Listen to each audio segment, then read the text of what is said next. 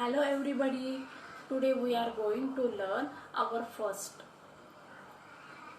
section of our paper, that is section 1 language study. बघा विद्यार्थ्यांना, आपल्या प्रश्नपत्रिकेमधला जो पहिला सेक्शन आहे तो आपल्याला कसं सोडवायचा आहे तो आजच्या लेक्चरमध्ये मी तुम्हाला समजावून सांगणार आहे. पूर्वी ह्या सेक्शनला मार्क्स होते 100 मार्कांचा जो पॅटर्न पेपर होता, त्या ठिकाणी या सेक्शनला 10 मार्कांचा हा सेक्शन होता. परंतु आता या ठिकाणी याचे मार्क्स कमी करण्यात आलेले आहेत आणि प्रश्नसंख्या पण कमी करण्यात आलेली आहे. आता प्रश्नसंख्या जरी कमी करण्यात आलेली असली पण ते ऑरला एकाला ऑर एक असल्यामुळे या ठिकाणी आपल्याला काय करायचं, तुमच्या प्रश्नपत्रिकेमध्ये जेवढे प्रश्न आहेत या ठिकाणी दिलेले आहेत ते तुम्ही सगळे सोडवून काढायचे आहेत. कारण का बघा, या ठिकाणी आपल्याला जे 8 पैकी 8 मार्क्स आहेत ते 8 पैकी 8 मार्क्स आपल्याला मिळवायचे आहेत. एक पण मार्क्स या ठिकाणी आपल्याला कमी करून घ्यायचा नाही आहे. म्हणून ऑरला पण जे काही प्रश्न आहेत ते त्या ठिकाणी आपण सोडवायचे आहेत. आपल्याला हा सोपा प्रश्न आहे, या ठिकाणी विचार करायला वेळ लागणार नाहीये, पटकन सोडवला जाणार आहे. कारण हा प्रश्न आपल्या टेक्स्टबुकशी रिलेटेड आहे, त्यामुळे वर्गामध्ये किंवा क्लासेसमध्ये हा प्रश्न सोडवून घेतला जाणार आहे किंवा सोडवून घेतला जात असतो. त्यामुळे या ठिकाणी तुम्हाला विचार करायला वेळ लागणार नाही. मग आता हा प्रश्नांमध्ये या पहिला जो प्रश्न आहे लँग्वेज स्टडी, यामध्ये कुठल्या प्रकारचे आणि कसे प्रश्न विचारले जातात मी सांगणार आहे. या ठिकाणी सगळ्यात पहिला प्रश्न विचारला जातो बघा, कंप्लीट द वर्ड. पहिला प्रश्न आहे बघा, कंप्लीट द वर्ड. सगळ्यांनी लिहून घ्यायचं आहे.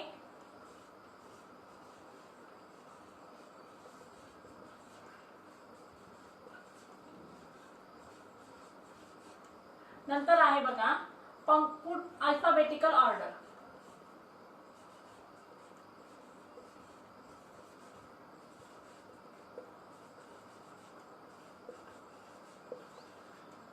नंतर आहे पंक्च्युएट.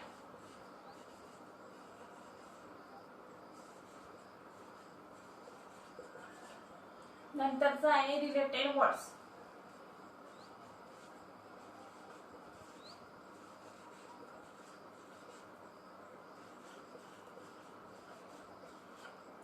पाचवा प्रश्न आहे बघा, मेक 4 वर्ड्स रिलेटेड इच.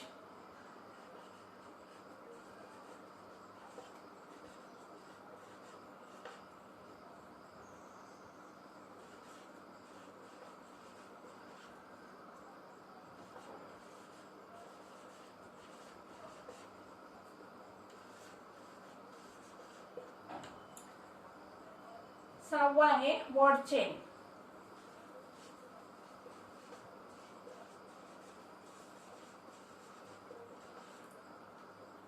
आता याला बघा, हे कसे सोडवायचे किंवा कुठले प्रश्न असतात, कशा प्रकारचे असतात मी सांगणार आहे. आता तुम्ही समजून घ्यायचे, नंतर मग पुढचा प्रकार कसा करायचा ते मी समजावून सांगते.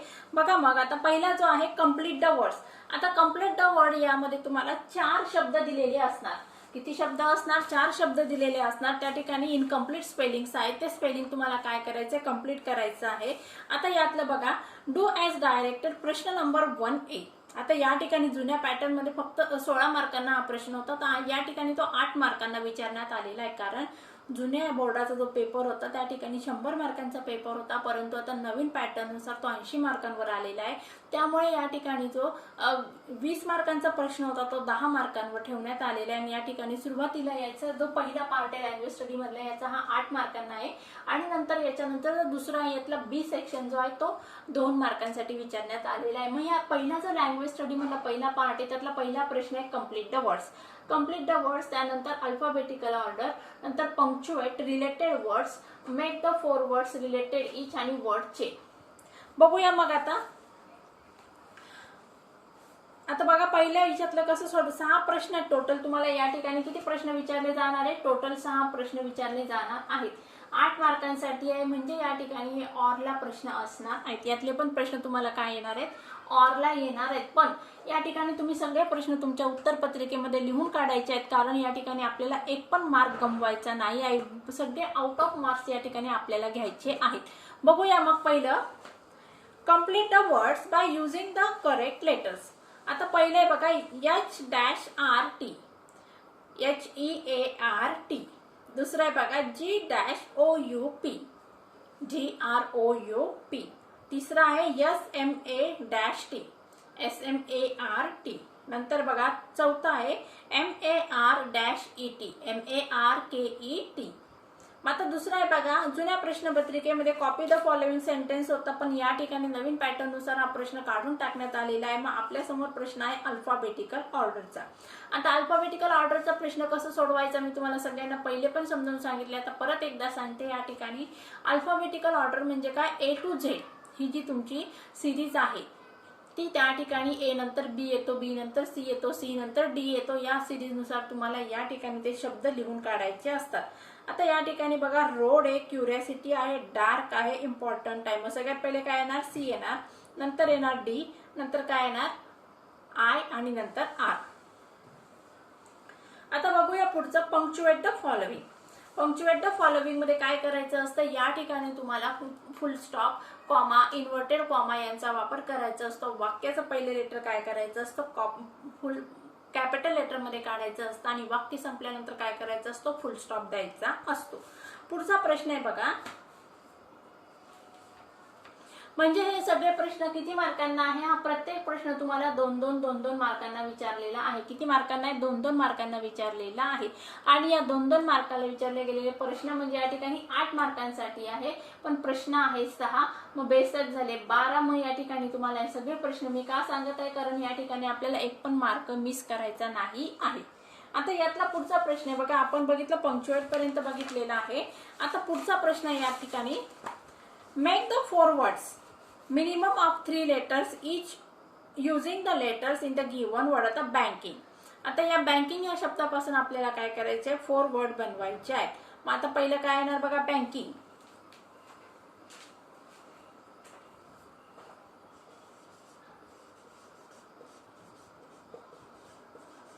एक झाला किंग, दुसरं झालं bank, king, AN, 3 letters each सांगितलं ना, AN. बघा AN आलं,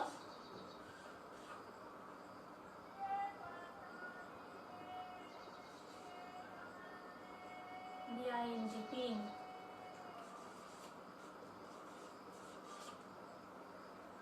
अशा प्रकारे तुम्हाला काय करायचे, शब्द बनवायचे आहेत. आता पुढचं आहे बघा, राईट द रिलेटेड वर्ड्स. पुढचा प्रश्न काय, रिलेटेड वर्ड्स तुम्हाला लिहायचे आहेत. आता या ठिकाणी रिलेटेड वर्ड्स मध्ये तुम्हाला काय दिलेली असते, वेब दिलेली असते. बघा या ठिकाणी रिलेटेड वर्ड्सचा जो प्रश्न आहे, या ठिकाणी तुम्हाला काय केलेलं आहे, वेब दिलेली आहे. आता या ठिकाणी कसा प्रश्न सोडवायचा आहे बघा, write the related words as shown in the examples. Room, आता रूमशी रिलेटेड वर्ड्स तुम्हाला लिहून काढायचे आहेत. मग रूम मधलं स्मॉल आलं, ब्युटिफुल आलं, नंतर क्लीन आलं, त्या ठिकाणी फ्रेश आलं, नंतर स्टडी आलं, नंतर बघा 4 आले. म्हणजे या ठिकाणी रूमशी रिलेटेड वर्ड्स तुम्हाला लिहायचे आहेत. पुढचा प्रश्न आहे बघा, या ठिकाणी त्याचा रिलेटेड वर्ड्स झाल्यानंतर मेक द वर्ड चेन. आता वर्ड चेन हा प्रश्न अतिशय सोपा असतो, परंतु तो कशाशी रिलेटेड आहे ते तुम्हाला व्यवस्थित बघायचं आहे. आता या प्रश्नपत्रिकेत काय दिले बघा, complete the word chain of the words. वर्ड्सची वर्ड चेन तुम्हाला कंप्लीट करायची आहे. Add 4 words each beginning with the last letter of the previous word. Talk, आता टॉक हा शब्द दिलेला आहे, त्याच्याशी रिलेटेड तुम्हाला काय करायचे, वर्ड चेन कंप्लीट करायचे आहे.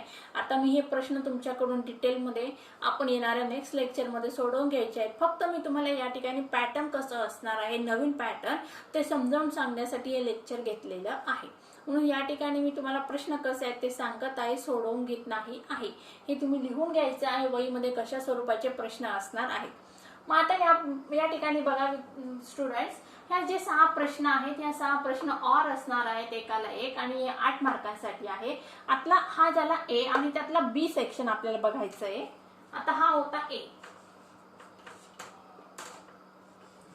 आता B काय बघा, do as directed.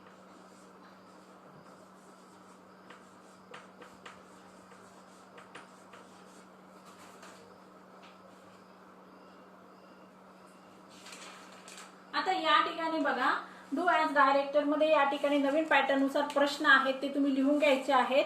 Do as director मध्ये पहिला प्रश्न विचारलेला आहे, 2 मार्कांसाठी आहे. त्यातला एक आहे, make a meaningful sentences by using the given phrase. म्हणजेच तुम्हाला परीक्षेमध्ये फ्रेज येणार आहे आणि ती फ्रेज तुम्हाला काय करायची आहे, वाक्यात वापरायची आहे. मग या ठिकाणी मी शॉर्ट मध्ये लिहिते. डू ॲज डायरेक्टेड म्हटलं दुसरा,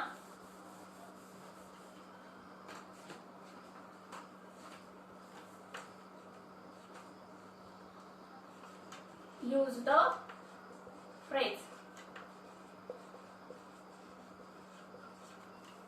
नंतर काय येणार आहे बघा, त्याला ऑर येणार आहे. Add a clause.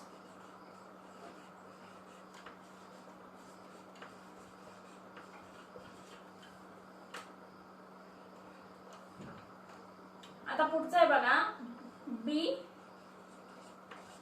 Add prefix or suffix.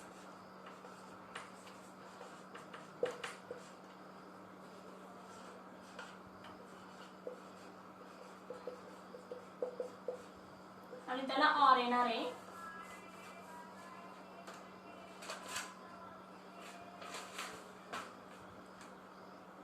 Use any one of the word in your own sentence.